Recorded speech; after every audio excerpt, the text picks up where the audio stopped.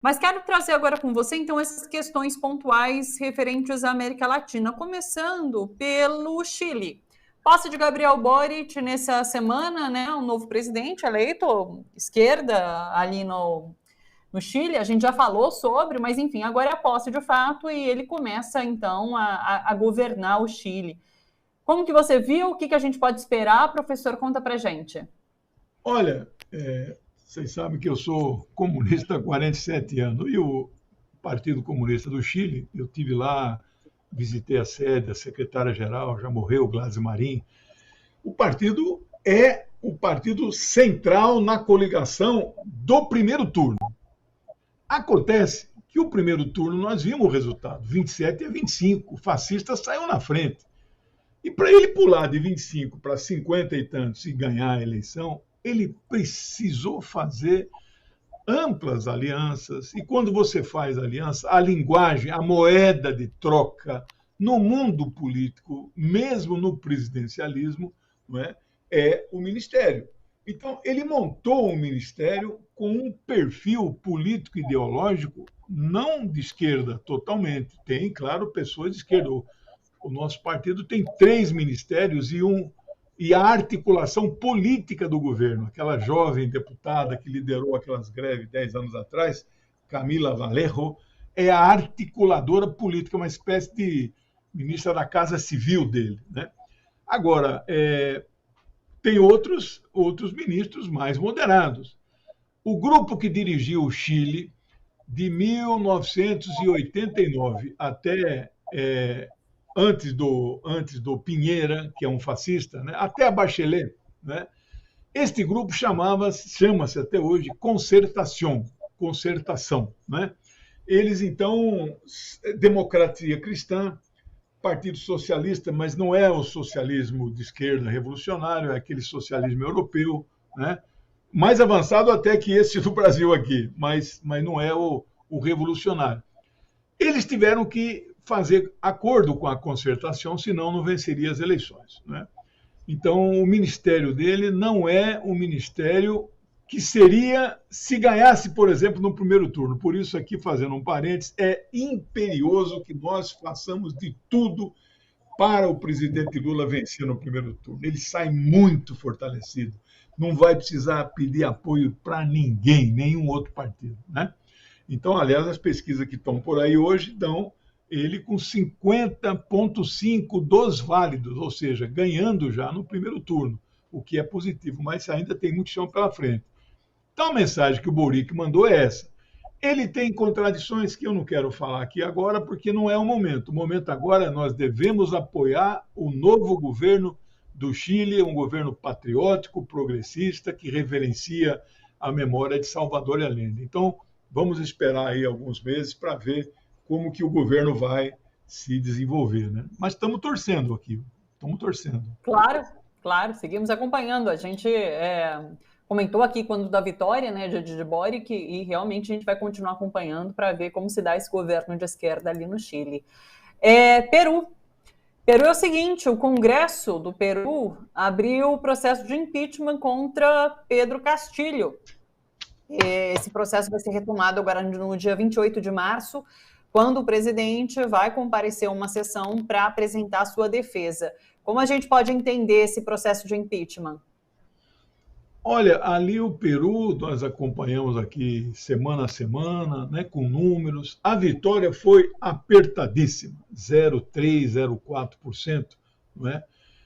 Maduro foi 1,5%, a Dilma foi 3%. Então, a esquerda vence, mas vence com muito sufoco, com muita dificuldade. E aí a direita, sabendo disso, ela vai tentar derrubar esse professor, é um professor de escola primária, é um líder sindical, nunca sequer foi eleito vereador na sua cidade, né? Muito menos deputado, governador, prefeito. Ele não tem nenhuma experiência administrativa. E da mesma forma que aconteceu no Chile, entre o primeiro e o segundo turno, ele teve que fazer muitas alianças e acabou fazendo muitas concessões. Não fez um ano que ele tomou posse ele já trocou o gabinete 4 vezes. Quando fala trocar o gabinete, é trocar o primeiro-ministro. Lá tem primeiro-ministro, tem presidente. É uma coisa assim, meio estranha, né? Também parlamentarismo. Não é igual ao modelo francês, mas isso a gente vê num outro momento. 4 primeiros-ministros. Então, se considerar todo o ministério, já deu 100% de renovação. Então, na primeira reforma sai 5, na segunda sai 4. Não tem mais ninguém da primeira nomeação. Então, há uma instabilidade e ele, eleito por um partido de esquerda, Partido Marxista-Leninista Mariáteguista. José Carlos Mariátegui é o primeiro latino-americano a desenvolver a ideologia, o pensamento marxista-leninista com características do nosso subcontinente, América do Sul, América Latina, e ele é peruano. Então, este é um partido ultra radical, revolucionário, né? Então, mesmo eu do PCdoB, né, nós não falamos o tempo todo, somos marxistas-leninistas, porque o momento é muito difícil, né? Eles dizem abertamente que são mariateguistas. Aí o partido rompeu com ele. O partido dele não o apoia. Então, eu não sei exatamente a origem do problema, mas diz respeito a estas concessões para um outro campo. Você vê, ele veio no Brasil e Bolsonaro o endeusou, né? Achamos estranho isso, né? Porque o Bolsonaro nem sei se mandou representante para a posse, não gosta do cara, sabia o que ele era, mas agora ficaram amigos, né? Então é uma instabilidade. Ele compareceu ao Congresso ontem, ou hoje, ontem, antes da data que ele foi convocado. Isso foi positivo, um bom sinal. Ele fez um discurso firme em defesa, que por que é que eles estão perseguindo. Se saiu bem, a presidente do Congresso disse que ele não poderia tocar no assunto que ele vai falar na próxima semana. Ele não deu bola para ela, ele tocou mesmo nesse ponto, e não sabemos se esta antecipação da ida ao Congresso pode ter uma repercussão na sessão que vai votar o seu afastamento. É uma coisa parecida com o que foi a presidente Dilma. Não sei se lá chama impeachment, né? Mas o afastamento lá tem uma primeira fase que se afasta, aí então o vice fica no lugar, ou o vice, ou o presidente, acho que lá não tem vice, fica no lugar, e aí aquela comissão faz um julgamento, depois é votado, aí depois então pode ser que seja ou não cassado. Bom, para mim, tudo isso tem um cheiro de golpe de Estado. Contra, é mais um país. Nós nunca chegamos, nem naquela época, 98, que o Chaves ganhou, nunca tivemos tantos países, e vamos ganhar a Colômbia daqui a pouco, nós vamos falar, tantos países no campo progressista. E aí, se eles conseguirem derrubar o Peru, vai ser um a menos no nosso lado e um a mais no lado de lá. Estou aqui torcendo para que, em que pese todos os problemas e limitações do presidente, do governo dele, dos ministros, para que não aconteça este impedimento. Vai ser ruim para nós e para o povo peruano, né? Pulamos então para a Colômbia. Eleições legislativas nesse domingo. A esquerda conseguiu uma vitória histórica, né? Conseguiu cadeiras importantes ali. E teve também a eleição dos pré-candidatos, que representarão ali os partidos. Sendo que, eu esqueci o nome dele, o candidato Gustavo da esquerda. Petros.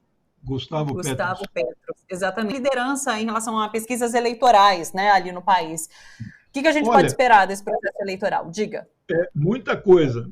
Diferente do que foi no Chile, isso aí são chamadas prévias, né?